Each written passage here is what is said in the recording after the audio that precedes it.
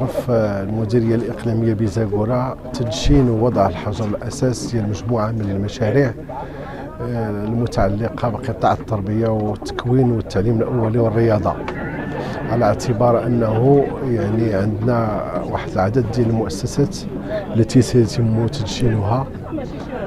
في كل من الجماعة القروية بالنزولي، بناء واحد المؤسسة إن شاء الله تعرف الانطلاقة ديالها في الدخول المدرسي المقبل، بالإضافة إلى مجموعة من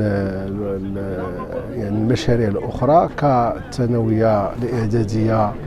بأمزرو، واللي إن شاء الله غادي تنطلق فيها الدراسة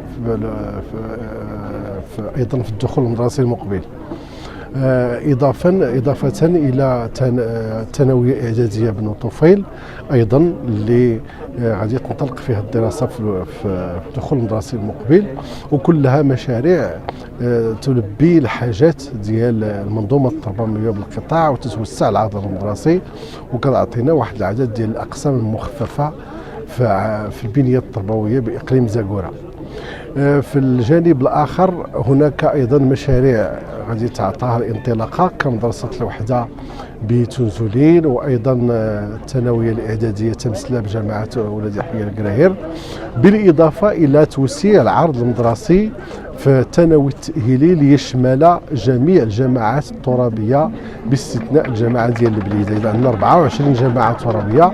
معمم فيها التعليم الأولي، معمم فيها التعليم الابتدائي، معمم فيها ايضا الاعدادي وايضا التاهيلي انطلاقا من الدخول المدرسي المقبل.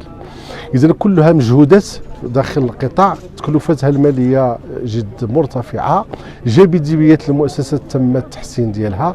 اضيف الى ذلك المشاريع المرتبطه باعداديه الرياضه وابتدائيه الرياضيه اللي كتغطي 33% من المؤسسات التعليميه بالاقليم.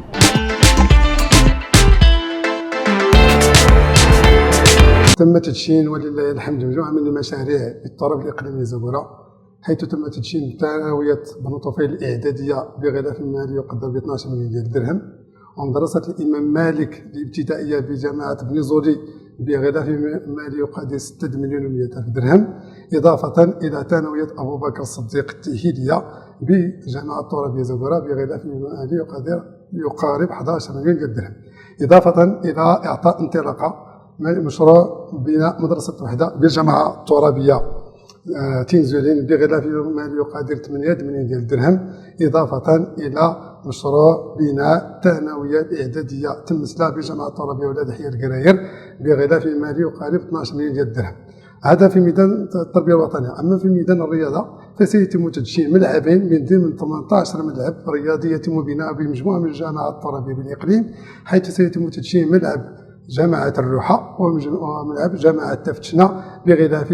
مالي يقارب 700 ألف درهم لكل ملعب. طبعا جودة العرض المدرسي المقدم على المستوى الإقليمي أكيد سينعكس إيجابا على جودة الخدمات المقدمة للفلذات الأكباد على المستوى الإقليمي، خصوصا التأهيلات والبناءات اللي كنشوف هذا الأسبوع هذا التدشين، مجموعة من التدشينات سواء وتقديم المشاريع. هذا الأمر هذا أكيد في التكامل ديالو مع العمل اللي كيدار على المستوى التربوي أكيد غادي يعطينا نتيجة إيجابية،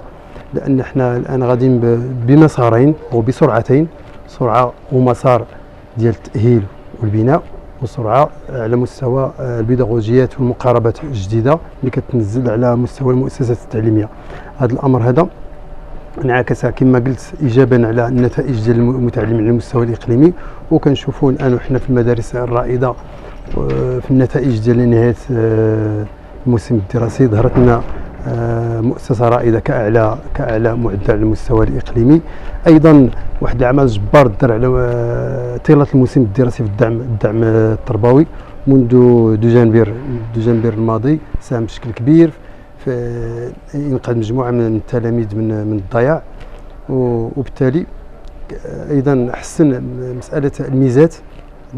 السنة هذه ونسب النجاح سواء في المستوى الإشهادي ديال الابتدائي أو في الثالثة إعدادي أو بالنسبة للبكالوريا. إذا هذه المجهودات